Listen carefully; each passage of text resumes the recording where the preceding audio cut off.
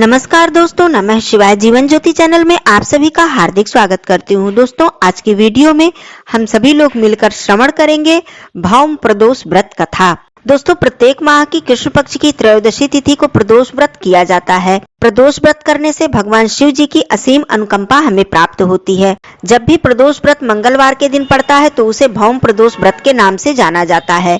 दोस्तों, प्रदोष व्रत में पूरे शिव परिवार की पूजा अर्चना करनी चाहिए, साथ ही कथा का श्रवण अवश्य ही करना चाहिए। इससे जीवन के सभी कष्ट दूर होते हैं और हमें मनोवांछित फल की प्राप्ति होती है। आइए हम सब मिलकर श्रवण करें भौम प्रदोष व्रत की कथा। सूत जी बोले, अब मैं मंगल त्रयोदशी प्रदोष व्रत की विधि विधान से कथा कहता हूँ। मंगलवार का दिन व्याधियों का नाशक है। मंगलवार के दिन पड़ने वाले प्रदोष व्रत को करने से मनुष्य सभी पापों और रोगों से मुक्त हो जाता है। इसमें किसी भी प्रकार का संशय नहीं है। अब मैं आपको उस बुढ़िया की कथा सुनाता हूँ जिसने यह व्रत किया और मोक्ष को प्राप्त हुई। अत्यंत प्राचीन काल की घटना है। एक नगर में एक बुढ़िया रहती थी। उसके मंगलिया नाम का एक पुत्र था। वृद्धा को हनुमान जी पर बड़ी श्रद्धा थी। वह प्रत्येक मंगलवार को हनुमान जी का व्रत रखकर यथाविधि उनका भोग लगाती थी। इसके अलावा मंगलवार को न तो वह घर लीपती थी और न ही मिट्टी खोदती थी। इसी प्रकार व्रत रखते हुए जब उसे काफी दिन बीत गए तो हनुमान जी ने सोचा कि चलो आज इस वृद्धा की श्रद्धा की परीक्षा ले लें। वे साधु का वेश धारण करके उसके द्वार पर जा पहुंचे और पुकारा, है हनुमान जी का कोई भक्त जो हमारी इच्छा को पूर्ण करे। वृद्धा ने जब यह पुकार सुनी तो वह तत्काल ही बाहर आई और हाथ जोड़कर बोली, महाराज क्या आज्ञा है? आप जैसी आज्ञा देंगे वैसा ही मैं करूंगी। साधु वेशधारी श्री हनुमान जी बोले, मैं बहुत भूखा हूँ, मैं भोजन करूंगा। तू थोड़ी सी जमीन लीप दे, वहीं पर मैं भोजन बना लूंगा। वृद्धा बहुत ही दुविधा में पड़ गई और हाथ जोड़कर प्रार्थना करके बोली, हे महाराज, लीपने और मिट्टी खोदने के अतिरिक्त आप जो भी कार्य कहे वह मैं करने के लिए तैयार हूँ। कृपया आप आज्ञा दें। साधु ने थोड़ा सा सोच विचार करने के बाद कहा कि तू अपने बेटे को बुला, मैं उसे औंधा लिटाकर उसकी पीठ पर ही आग जलाकर भोजन बनाऊंगा। वृद्धा ने सुना तो उसके पैरों के तले से जमीन खिसक गई, मगर वह वचन दे चुकी थी। उसने मंगलिया को पुकारा और साधु महाराज के हवाले कर दिया, मगर साधु महाराज ऐसे ही मानने वाले नहीं थे। उन्होंने वृद्धा के हाथों से मंगलिया को औंधा लिटाकर उसके पीठ पर वृद्धा से ही आग जलवाई।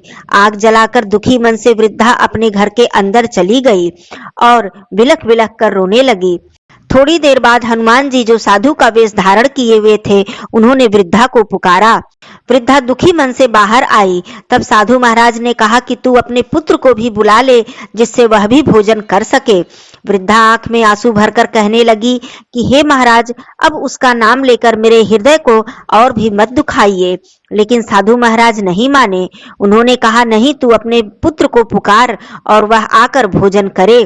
तब वृद्धा ने विवश होकर अपने पुत्र मंगलिया को पुकारा। थोड़ी देर पुकारने पर मंगलिया हंसता हुआ आकर उसके सामने खड़ा हो गया। मंगलिया को जीता जागता और हंसता हुआ देखकर वृद्धा के आश्चर्य का ठिकाना नहीं रहा। वह साधु महाराज के चरणों में गिर पड़ी और कहने लगी कि हे महाराज, मैंने आपको नहीं पहचाना, आप कौन हैं? साधु महाराज अपने असली रूप में आ गए। हनुमान जी को अपने आंगन में खड़ा देख वृद्धा को लगा कि उसका जीवन सफल हो गया है। अब उसे और किसी भी चीज की लालसा नहीं रह गई है।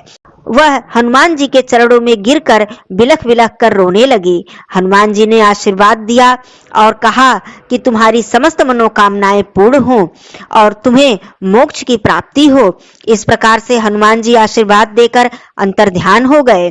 वह वृद्धा अपने पुत्र को पाकर और हनुमान जी का दर्शन पाकर भाव विभोर हो गई।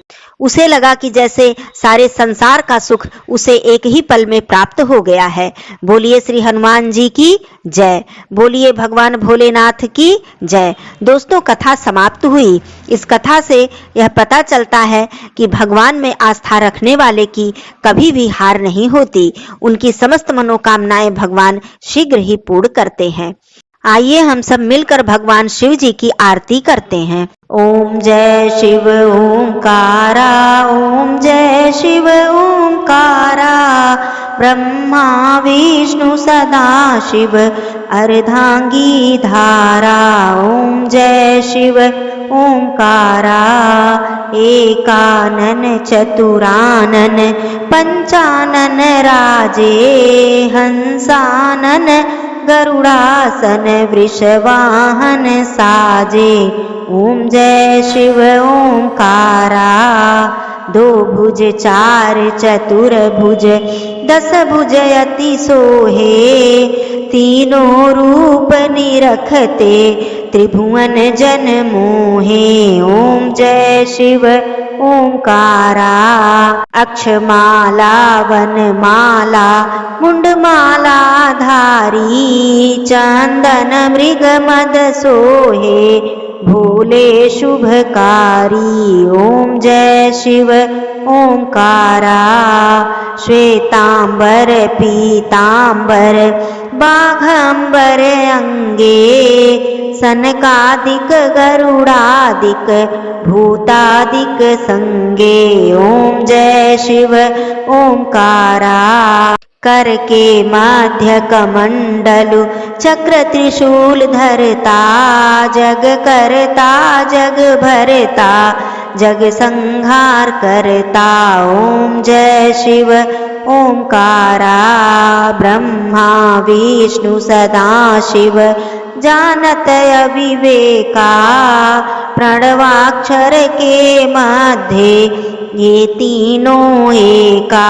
ओम जय शिव ओंकारा, काशी में विश्वनाथ विराजत, नंदी ब्रह्मचारी नित उठ भोग लगावत, महिमा अति भारी। ओम जय शिव ओंकारा, त्रिगुण स्वामी जी की आरती जो कोई नर गावे, कहत शिवानंद स्वामी मन वांछित फल पावे।